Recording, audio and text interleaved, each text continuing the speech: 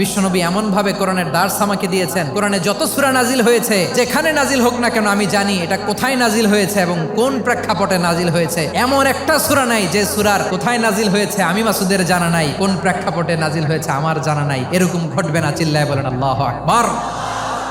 বিশ্বনবী একবার বললেন, ইবনে মাসুদ একবার শোনাও তো কোরআন দেখি। আব্দুল্লাহ ইবনে মাসুদ বলেন, নবী আপনার উপর কোরআন নাজিল হয় আর আমি আপনার সামনে কোরআন পড়বো?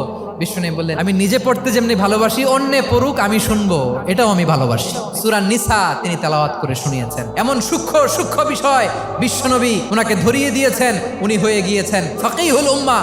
ওনার চাইতে বড় ফকি এই পৃথিবী আর দেখবে না। উনি বিশ্বনবী সবার কাছে কোরআন শোনায়, কিন্তু বিশ্বনবী নিজে আব্দুল্লাহ ইবনে মাসুদের কাছ থেকে কোরআন শুনতো। ওমরে ফারুকের সময় কুফার বিচারপতি ছিলেন, তাহলে উনাকে বিশ্বনবী বানিয়েছেন আইনবিদ, ফাকিহ। হিউম্যান রিসোর্স ডেভেলপমেন্ট কিভাবে করবেন, মানব সম্পদের উন্নয়ন কিভাবে করতে হয়, কিভাবে যার যেখানে প্রতিভা কাজে লাগাতে হয় উনি দেখিয়েছেন। সুবহানাল্লাহ পড়বেন না?